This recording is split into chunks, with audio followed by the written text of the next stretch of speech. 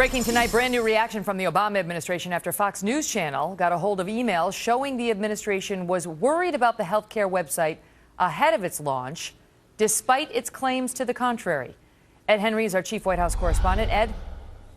Good to see you, Megan. What's significant about this, as you remember, it was just last Thursday at that news conference at the White House that the president suggested he was surprised that the website turned out so poorly, and specifically said, look, my critics accuse me of being a lot of things, but one thing I'm not is stupid. And if we had known before the launch on October 1st that there were major problems, we would not have moved forward. What's significant is this is an email Fox obtained today from Henry Chow, and you see it there. It's from the 25th, the week before the launch, and he specifically refers to Todd Park, the chief technology officer, and says, when Todd Park and Marilyn Tavenner, you remember her from CMS, were here yesterday, one of the things Todd conveyed was this fear the White House has about hc.gov being unavailable, suggesting they were worried about this and about high volume and how that might overwhelm the system. He also went on to say in this email that we obtained, it was obtained first by the Republican Congressman Darrell Issa, that they were concerned about when people go on the website, if they log on and find out they can't get on, that might stir up the media. He said, quote, I am picturing in my mind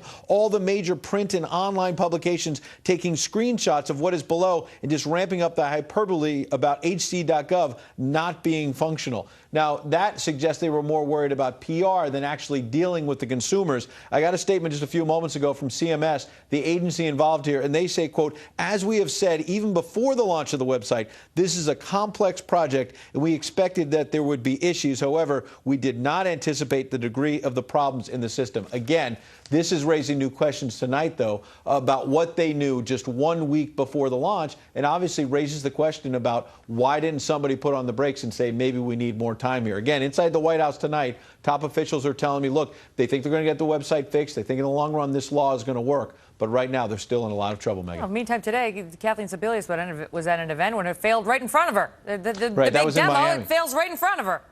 Yeah, this website, the problems keep coming. She was there, and somebody was saying, this is great. It looks like it's working. She was smiling, and then when it didn't work, you saw the smile disappear from Kathleen Sebelius' face. All right, thanks, Ed. Good to see you. Well, as we have been reporting, President Obama has taken a major credibility hit with statements like, if you like your plan, you can keep it, period. And my next guest says that Obamacare is the president's Katrina, or Iraq for that matter, and he defends that comparison, saying that the president has a credibility problem that is similar to the one developed by President George W. Bush after his handling of Katrina and Iraq. Ron Fournier is a national correspondent for National Journal and my guest now. Ron, good to see you. And so, boy, people did not like that comparison, in particular people on the left saying, you got to be crazy. People died after Hurricane Katrina. They died, of course, in the Iraq War. How could you compare the failed rollout of Obamacare to that?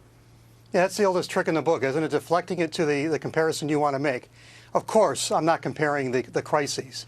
There's no comparison quantitatively between Iraq and Katrina and Obamacare. There hasn't been thousands of deaths with Obamacare.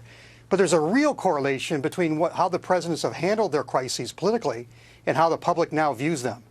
And now we're seeing similar approval ratings, amazingly. I mean, for a president with, in Barack Obama, who was at such incredible heights when he first took office.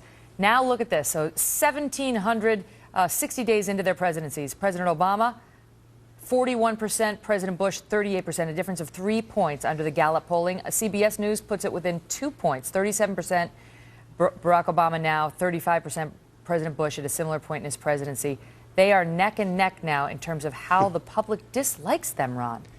It's a race to the bottom, and those aren't even the most important numbers. What held up President Bush during his most troubled times in his first and second term were that people, even if they didn't agree with him, they liked him and they trusted him. Same with President Obama. Yeah. He got through some tough times because people liked him and trusted him. As soon as a president loses that competency and credibility with the public, which Bush did in 2005, and President Obama is now, they're toast, especially in their second term. There is really no history of a president in their second term having come down this far, ever coming back up. How is he supposed to reverse this? How does Barack Obama, you say President Bush never came back after Katrina.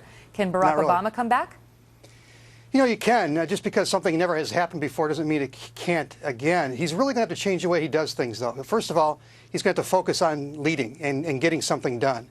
and following through on the really nitty-gritty of governing, something he's never really wanted to do. Yeah, but Ron, secondly, I mean, he's going to have to... Sorry, let me interrupt you, because Sure. he's trying to get something done. But we talked at the top of the hour about whether he is doing it in a way that is constitutional and is allowed. I mean, right now, Barack Obama has essentially helped create this problem, for at least 5 million Americans. And now with a wave of a magic wand, he wants to solve it.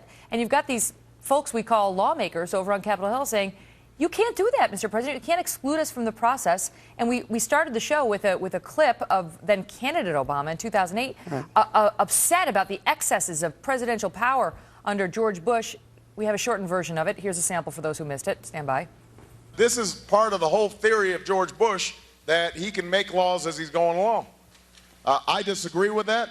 I taught the Constitution for 10 years. I believe in the Constitution, and I will obey the Constitution of the United States.